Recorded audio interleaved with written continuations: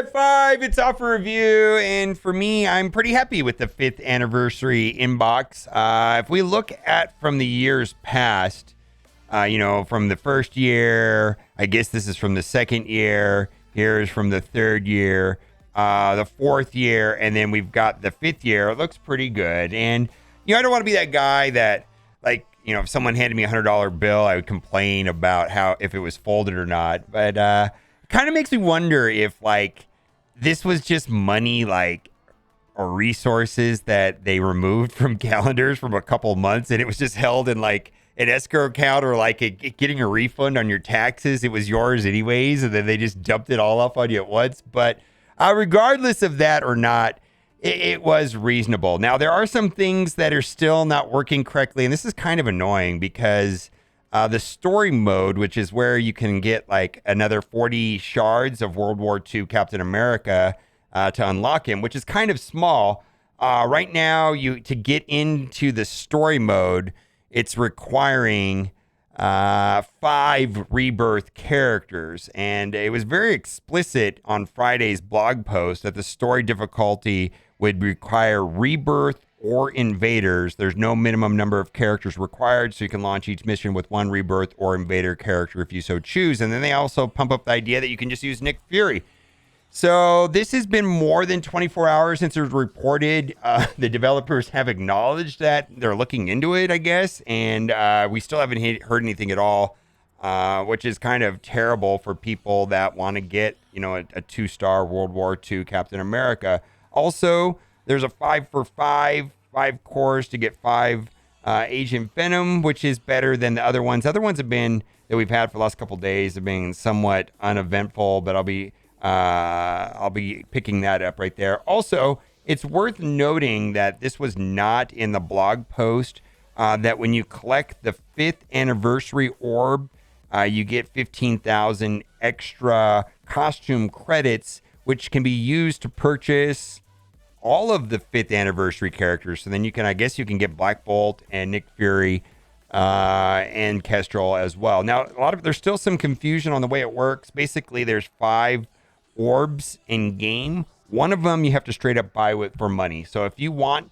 this last milestone right here, you straight up have to buy it for $5. But 2 of them recently were just cashed out yesterday when they gave us that 55,000 event points. So we got the originals and Crystallis. One of them will be coming here shortly in a milestone log or anniversary login calendar. And then there's also the Strike Salute milestone, which is currently running. And so you can get 4 of them relatively easy, these bottom 4. And that will give you enough orbs to open to get the Kestrel costume. Now, when you open the orbs, it triggers a thing in your what is it called? Achievements. And so you have to go into the achievement section to collect it. And so if you want an extra, and so this was not in the blog post. This is completely an additional right here, an extra 15,000, which basically costs $5. And then you can, if you don't have the Nick Fury and the Black Bolt costume, you can do that. Thing here, make Gambit raid a rolling thing. I want to say I do like the rewards, and I guess I have to take this post at face value. It says Gambit raids are fun. It's great content. It'd be good to see rotating Greek raids. First to reset all the energy. Yeah, they should have done that and just make the currency the same as Greek. Obviously, keep the Gambit orbs. You're giving Mars Blue ISO4, engaging new content. So my question is it the rewards or is it the actual raid? And I suspect that if this Gambit raid had garbage rewards, this post would have never been made. So I mean, for me, how I judge things as to be fun or not fun in a game is whether or not I'm getting no rewards. If there's a game mode that I'm willing to play and there's 0 rewards, then it's actually fun. You know what I mean? But are we playing for the rewards, or are we playing because the gameplay is fun? But yes, I agree with this post that it'd be pretty nice if they made the Gambit raids, at least the rewards anywhere, a regular thing. That'd be fantastic. This is a little bit long post. I want to read it because I feel like they talk about some things that are really what's going on. A little perspective, my opinion, credit where it's due with the anniversary mail they just sent. It's goodwill gesture and appreciated by the community. Yeah, it's great. I'll take away from that. However, the community needs more. Not freebies or handed assurances. We need more assurances. And I think this is true. Understand the pricing of character offers being more expensive in games opposed to the web store. Scopely pays less on the web store than iTunes, Google. And they're incentivizing players by passing some of the savings on. Completely understand that. But in that case, have both offers at $50, not just one.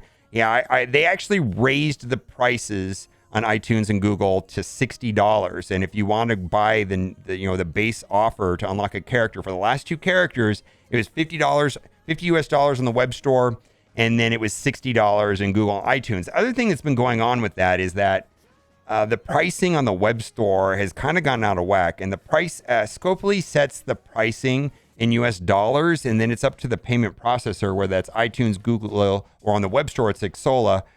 They do all the exchange rate and the taxes, and people have been telling me like in the last couple months, the non-US dollar exchange rate on Xsolla has kind of gotten whacked out. Bugs happen. The bugs happen to deployment player base over the weekend. We're told everyone is out of the office. Once weekend, Mondays roll on, when bugs happen to benefit the players, they get fixed immediately, regardless of the time of the day or the week. It seems disingenuous to say at least. I remember a pretty big bug that was in the players' favor got fixed on like a 6 o'clock at night on a Sunday. But like if it's nothing like that doesn't affect their bottom line, or if it's not, it's in their favor, but it's not in the players' favor. Yeah, that shit gets stalled to Monday for sure. And then regardless of the time of the week, disingenuous to say at least, especially when it's for the equity. Yeah, their equity. It's a weird word to use. This word, when they used it in that post from Saturday, I believe, it really rubbed me the wrong way, because it's just for them, it's fair and preserve. And they made it right, but seriously, never consider using that word ever again in that context. Constantly heavy-handed fixes that are going to rile up the player base and whip them into frenzy. Will only run damage control, make things right. Just causes unneeded animosity both ways. Player base to devs, and I'm sure the devs to player base are just big babies and always complaining. And I don't think that they really engage Reddit as much anymore. I know that Reddit is a separate thing to them. It's not like the Discord. Like the Discord that they have is actually ran by them, where the Reddit it's not. And at least that's the way they perceive it. So they don't really engage with Reddit as much, I've noticed lately. And I don't know that they have to. It's not like an official thing or something, right? It's supposed to be an unofficial subreddit, I guess. I'm sure those teams are used as certain Twitter posts in the past confirmed that. Touch grass anyone. I don't want to get into that. There are more things I could say, but I'll leave that to one more thing that is the most alarming. The fact that the devs arbitrarily just tried to break their own laws in the game. Of course, referring to the abomination of Room 5. Now, that must never have again. Now, I want to say that this is not necessarily true. Not that I care, but actually what I'm going to suggest is actually worse. They very explicitly on Room 5 stated that they were going to change the rules.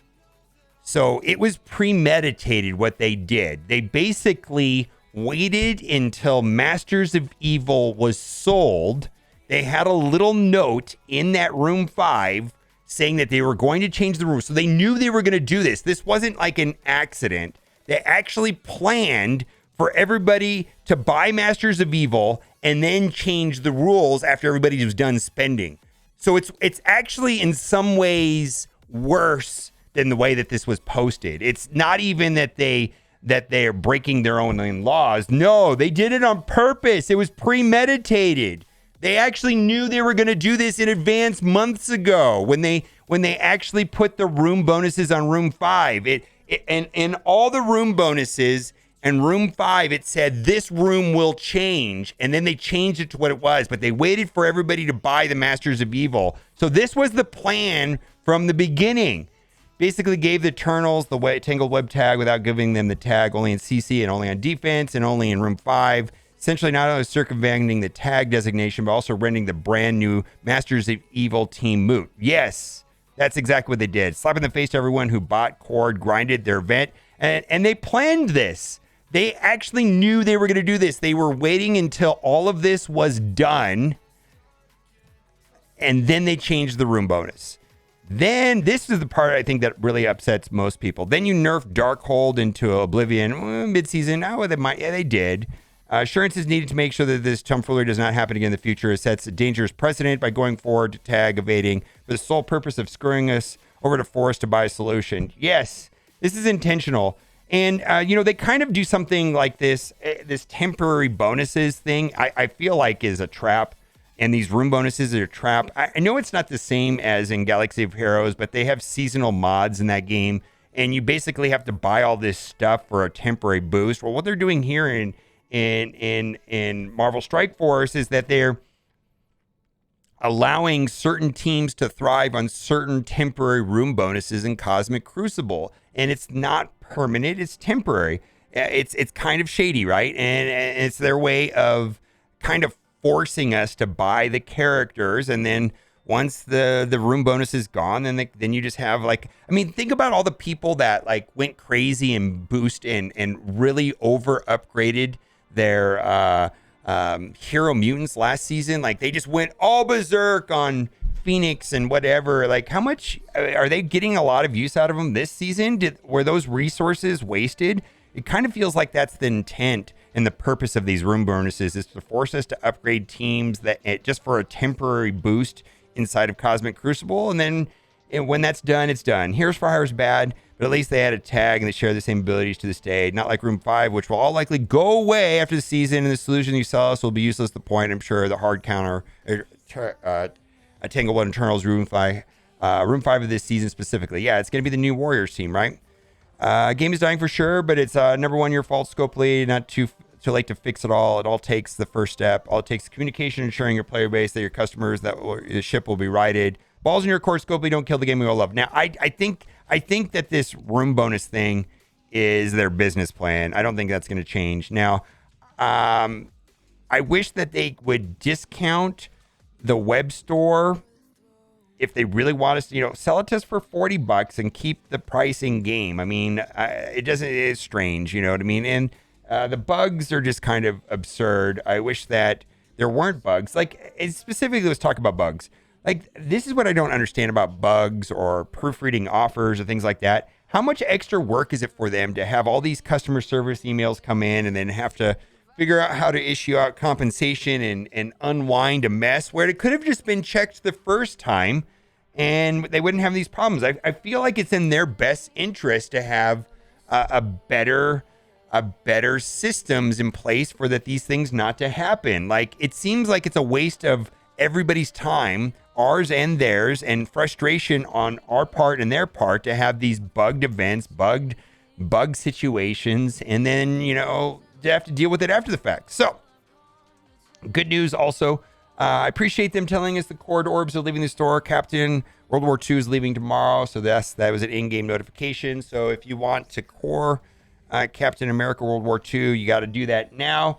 And then why doesn't Agent Venom have any symbiote support? And they explicitly have said that tags are for balance reasons and game reasons and have very little rationale to the MCU or logic. And quit bothering us. I mean, more or less, they've said that. If you want an example of that, just look at the military tag and all the characters that don't have the military tag, or Kate Bishop having a tech tag instead of skill tag compared to Hawkeye.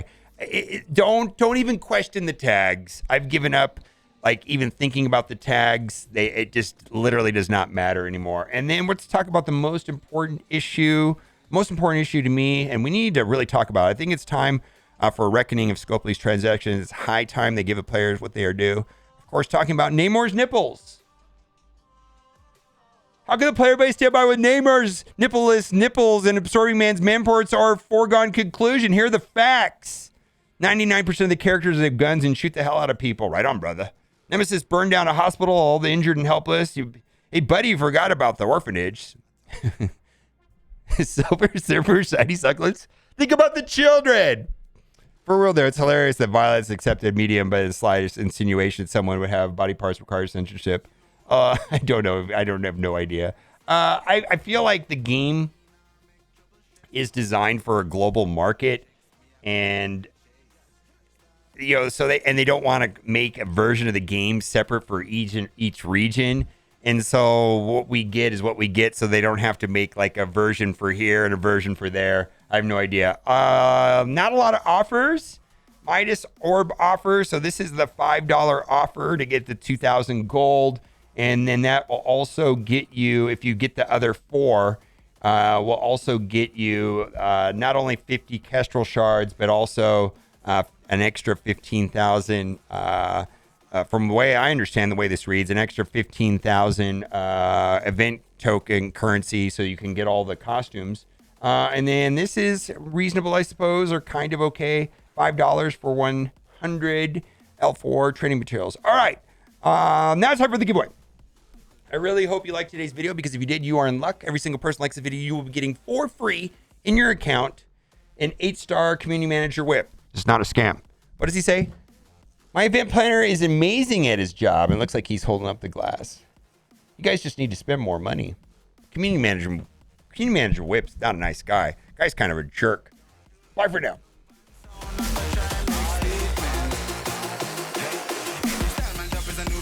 Oh, 2 million gold. 2 million gold, yeah.